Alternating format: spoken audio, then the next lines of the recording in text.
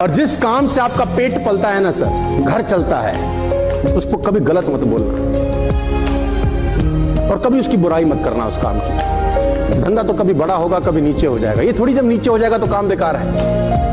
हम तो मौसमों की तरह तुरंत बदल जाते हैं। पे आउट अच्छा तो उससे बढ़िया कंपनी कोई नहीं, पे आउट बेकार तो गलत फंस गए। बरसाती मेंढक।